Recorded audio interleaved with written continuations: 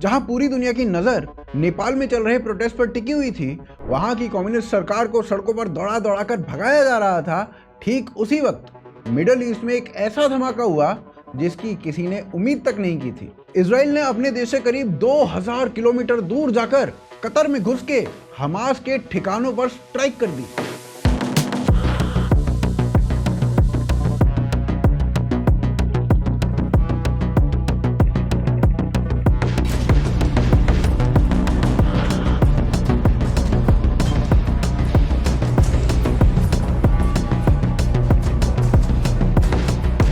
और इसमें मजेदार बात पता है क्या है? जो हमास के नेता कतर में बैठकर 7 अक्टूबर की रात को जश्न मना रहे थे, वो सभी इस स्ट्राइक में हूर गति को प्राप्त हो गए। एक कतरी ऑफिसर को भी ठिकाने लगा दिया गया और इसके बाद मानो पूरे मुस्लिम वर्ल्ड का मेल्ट डाउन होना शुरू हो चुका था। लेकिन गेस व्हाट, खुद मुस्लिम देशों ने इजराइल को एयर स्पेस दिया और कहा जाओ जाओ कतर को ठोक दो। कतर को उम्मा का चुम्मा मिल गया भाई साहब। और इंडिया और अमेरिका ने फॉर्मेलिटी के लिए इजराइल से बोला बहुत गलत किया ब्रो, बहुत ही ज्यादा गलत किया, पर कितना गलत किया वो हम सबको पता है। इजराइल ने भाई साहब सीधा कह दिया है कि जब तक वो कतर को पूरी तरीके से सबक ना सिखा दे। And I say to Qatar and all nations who harbor terrorists, you either expel them or you bring them to justice, because if you don't, we will. वो शांत नहीं बैठने वाला है। तो अब सवाल ये उठता है कि आखिर इजराइल की कतर ने ऐसी क्या भैंस खोल ली, कौन सी दुश्मनी हो गई इन दोनों के बीच में, और आखिर क्यों आज नेतन्याहू ये ठान कर बैठा हुआ है कि जब तक वो कतर को पूरी तरीके से सबक नहीं सिखा देगा तब तक चैन से नहीं बैठेगा। तो आइए जानते हैं इस वीडियो में इन सभी सवालों के उत्तरों को। देखिए, ये समझने से पहले कि आज इजराइल क्यों कतार को खत्म करना चाहता है, उस पर अटैक कर रहा है, हमें थोड़ा सा हिस्ट्री में जाना पड़ेगा ताकि समझ सके कि विवाद शुरू कहां से हुआ है। इजराइल और अरब दुनिया की दुश्मनी की कहानी ना 1948 से शुरू होती है, जब यूनाइटेड नेशंस ने ना फिलिस्तीन को 2 हिस्सों में बांटकर एक जूज स्टेट और एक अरब स्टेट का प्रस्ताव रखा था। तो अरब देशों ने इसको खारिज कर दिया था। उसी साल इजराइल बन गया था और उसके तुरंत बाद अरब इजराइल वॉर छिड़ गई थी। इस लड़ाई के अंदर ना इजिप्ट, जॉर्डन, सीरिया, लेबनान और इराक के साथ साथ ना जो छोटे मोटे गल्फ स्टेट्स थे ना, वो भी इजराइल के खिलाफ खड़े हो गए थे। कतार जो था वो उस समय नया नया स्वतंत्र हुआ था और उसकी फॉरेन पॉलिसी पूरी तरीके से सऊदी अरेबिया के साथ अलाइन थी। यानी कि शुरुआत से ही कतर ने ना फिलिस्तीन कैंप को सपोर्ट किया था और इजराइल को दुश्मन मानने वाले अरब लीग की लाइन अपना ली थी। 1967 का 6 डे वॉर और 1973 का यौम किपुर वॉर, इसके अंदर ना इजराइल ने अकेले कई अरब देशों को हरा दिया था। और इन युद्धों के बाद ना अरब दुनिया के अंदर एंटी इजराइल मूड जो था वो एक नए लेवल पर चला गया था। 1967 में ना अरब लीग ने खार्तूम रेजोल्यूशन पास किया था, जिसमें साफ साफ लिखा गया था no peace with Israel, no recognition of Israel and no negotiations with Israel. और कतार ने भी यही पॉलिसी फॉलो की थी। उस समय कतार इंटरनेशनल पॉलिटिक्स में कोई बड़ा खिलाड़ी नहीं था, उसकी पहचान बस एक छोटे से oil and gas exporting monarchy की थी। और उस समय ना हमेशा कतार सऊदी अरब की ही फॉरेन पॉलिसी के डायरेक्शन को फॉलो करता था। इजराइल के साथ डिप्लोमेटिक या फिर इकोनॉमिक कॉन्टैक्ट बनाने का तो सवाल ही नहीं उठता था। लेकिन इसके बाद कतार की फॉरेन पॉलिसी में बदलाव आता है 1990s में। 1995 में अमीर हमाद बिन खलीफा अल थानी ने अपने पिता को हटाकर सत्ता संभाली।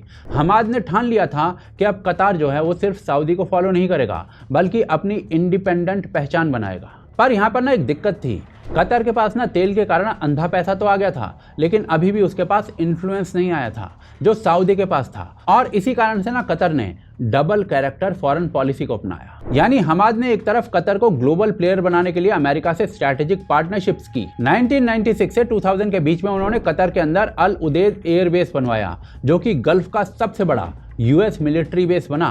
आज भी वहां पर 10,000 से ज्यादा अमेरिकन सोल्जर्स परमानेंटली तैनात हैं। 2003 में इराक वॉर से लेकर आज तक ये बेस जो है ना यूएस ऑपरेशंस का बैकबोन है। लेकिन इसके अलावा ना कतर ने यूएस ऑयल कंपनीज को इन्वेस्ट करने का मौका भी दिया। एलएनजी एक्सपोर्ट के लिए वेस्टर्न टेक्नोलॉजी ली गई और वॉशिंगटन के साथ डिप्लोमेटिक अलाइनमेंट बनाया गया। यानी कि मिलिट्री और इकोनॉमी के टर्म्स में ना कतर ने अपने सर्वाइवल को अमेरिका पर डिपेंडेंट कर दिया था। लेकिन दूसरी तरफ इसी अमीर हमाद ने ना इजराइल के साथ भी लिमिटेड कॉन्टैक्ट्स बनाए। 1996 में इजराइल ने दोहा के अंदर अपना ट्रेड ऑफिस खोला और अगले एक डेकेड में कई इजरायली ऑफिशियल्स ने कतार का दौरा किया। यहां तक कि 2007 के अंदर ना इजराइल के प्रेसिडेंट शिमोन पेरेस भी दोहा पहुंचे थे। ये सब कुछ जो है कतार ने अमेरिका और वेस्ट को खुश करने के लिए किया था, ताकि दिखा सकें कि वो प्रैग्मेटिक और मॉडर्न है। लेकिन दूसरी तरफ ना अरब वर्ल्ड में लेजिटिमेसी और पॉपुलैरिटी पाने के लिए कतर ने आगे चलकर अमेरिका और इजराइल को धोखा देना शुरू कर दिया। अब सबको पता है कि अगर किसी देश को मुस्लिम वर्ल्ड में सबसे लाउड वॉइस बनना है तो उसके लिए सबसे आसान तरीका है कि इजराइल और जूस के खिलाफ सबसे जहरीला स्टांस लेना। धीरे धीरे कतर ने ओपनली फिलिस्तीन को सपोर्ट करना और इजराइल को डिमोनाइज करना अपनी फॉरेन पॉलिसी का सेंट्रल एलिमेंट बना लिया। और इसी मिशन को एम्पलीफाई करने के लिए ना 1996 में लॉन्च हुआ अल जजीरा। देखते ही देखते ये कतर का सबसे बड़ा प्रोपेगेंडा वेपन बन गया। अल जजीरा ने फिलिस्तीन इशू को 24/7 पुश किया, हमास जैसे मिलिटेंट्स को एयर टाइम दिया और क्लैरिक्स को प्लेटफॉर्म दिया जो खुलेआम एंटी सेमेटिक बात करते थे। अल जजीरा का सबसे कंट्रोवर्शियल चेहरा था यूसुफ अल करादवी। मुस्लिम ब्रदरहुड से जुड़ा हुआ ये क्लैरिक दोहा में जाकर बस गया और उसे कतारी स्टेट ने फुल प्रोटेक्शन और मीडिया प्लेटफॉर्म दिया। करादवी ने कतारी टीवी पर खुलेआम जूस के खिलाफ स्टेटमेंट्स दिए।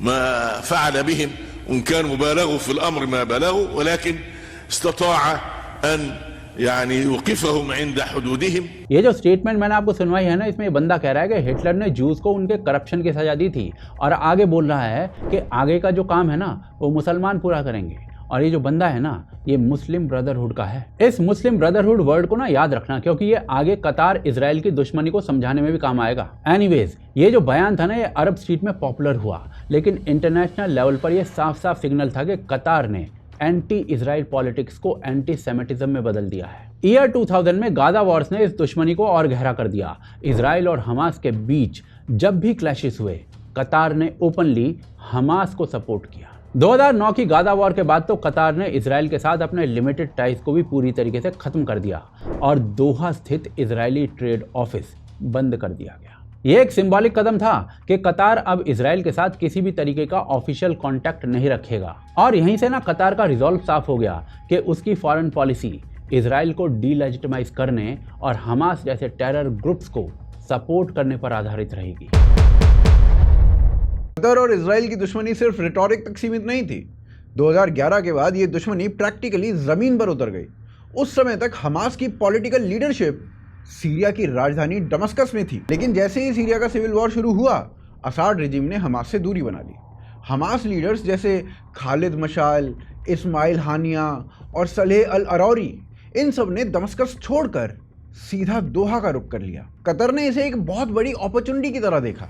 उसने इन आतंकियों को ना सिर्फ शेल्टर दिया बल्कि रॉयल लेवल की हॉस्पिटैलिटी दी। अब हमास ओपनली कतर की छत्र छाया में ऑपरेट करने लगा था। दुनिया के सामने अब यह साफ हो गया था कि कतर ने हमास को ऑफिशियली अडॉप्ट कर लिया है। इसके बाद हमास और कतर की क्लोजनेस बहुत तेजी से बढ़ने लगी। इसके बाद कतर ने अपनी ट्रेजरी से गाजा को अरबों डॉलर्स की फाइनेंशियल लाइफलाइन दी। इसमें फ्यूल और बिजली के बिल्स का भुगतान, हमास रन ब्यूरोक्रेसी के सैलरीज और इमरजेंसी कैश हैंडआउट्स ये तक भी शामिल थे। इसमें सबसे चर्चित तरीका था कैश सूटकेस वाला। हर महीने कतरी एमिशरीज लिटरली मिलियंस ऑफ डॉलर्स लेकर गाजा पहुंचते थे। बाहर से इसे ह्यूमैनिटेरियन एड बताया जाता था, लेकिन इजरायली इंटेलिजेंस के मुताबिक यही पैसा हमास के टनल नेटवर्क, स्मगलिंग ऑपरेशंस और रॉकेट मैन्युफैक्चरिंग इन सब में इस्तेमाल हो रहा था। कतर का ये जो सपोर्ट था ना, ये केवल प्रैक्टिकल नहीं था, ये आइडियोलॉजिकल भी था। कतर हमेशा से इस्लामिस्ट ग्रुप को पैट्रोनेज देता आया है क्योंकि वो अरब वर्ल्ड में अपना इन्फ्लुएंस और ज़्यादा बढ़ाना चाहता है। इजिप्ट में जब 2012 में मुस्लिम ब्रदरहुड सत्ता में आई तब कतर उसका सबसे बड़ा सपोर्टर बना। जब 2013 में ब्रदरहुड गिरा तब भी कतर ने हमास और ब्रदरहुड लिंक्ड ग्रुप्स इन सब को बचाने की बहुत कोशिश की। हमास भी उसी ब्रदरहुड की आइडियोलॉजिकल फैमिली का हिस्सा था, इसीलिए उसका कतर के करीब आना बहुत नेचुरल था। यहाँ ना इस मुस्लिम ब्रदरहुड को समझना बहुत ज़रूरी है। बेंजामिन नेतन्याहू ने कुछ समय पहले एक बयान दिया था। हज अमीन अल हुसैनी इस नाम का एक ग्रैंड मुफ्ती था जिसने हिटलर को जूस के हॉलोकॉस्ट के लिए इंस्पायर किया था। ये जो ग्रैंड मुफ्ती था ना, ये मुस्लिम ब्रदरहुड जैसे ग्रुप्स को हैंडल किया करता था और उनसे ही ये सब काम करवाया करता था। अब आप सोचिए कि मुस्लिम ब्रदरहुड जैसे टेररिस्ट ऑर्गेनाइजेशन जो कि डायरेक्टली या इनडायरेक्टली जूस के हॉलोकॉस्ट में शामिल थे, उसे आज कतर बचाता है, उसे फंड करता है और यूज करता है, उसे अपना टीवी चैनल तक देता है ताकि वो इजराइल के खिलाफ बोल सके। एनीवेज, मुस्लिम ब्रदरहुड और हमास जैसे ग्रुप्स के साथ इसी आइडियोलॉजिकल कमिटमेंट ने कतर को मुस्लिम वर्ल्ड में डिस्प्रपोर्शनेट इन्फ्लुएंस दिलाया। एक छोटा सा गल्फ देश होने के बावजूद वो खुद को प्रोटेक्टर ऑफ रेजिस्टेंस कहने लगा। टर्की के प्रेसिडेंट एर्डोगन, उनके साथ भी कतर ने अलायंस बनाया और दोनों ने हमास को रेजिस्टेंस मूवमेंट बताकर इजराइल पर डिप्लोमेटिक हमले करने शुरू कर दिए। शुरुआत में इजराइल ने इस आर्ग्यूमेंट को टॉलरेट किया।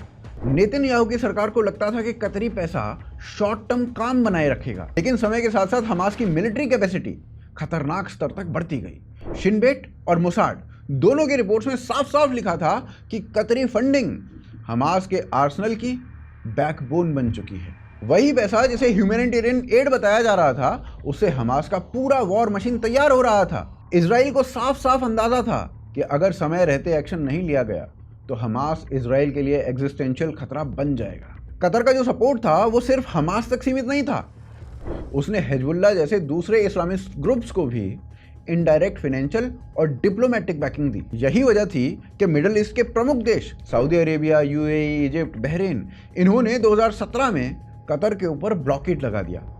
इन देशों का आरोप था कि कतर टेररिज्म को फंड कर रहा है, एक्सट्रीमिस्ट आइडियोलॉजी को बढ़ाता जा रहा है, कि कतर मुस्लिम ब्रदरहुड और हमास जैसे ग्रुप्स को बचा रहा है। लेकिन दोहा ने सुधरने की बजाय उल्टा इन टेररिस्ट नेटवर्क्स को और ज़्यादा सपोर्ट करना शुरू कर दिया। 2017 के ब्लॉकेड के बाद कतर और भी ज़्यादा इस्लामिस्ट एक्सिस में धंस चुका था।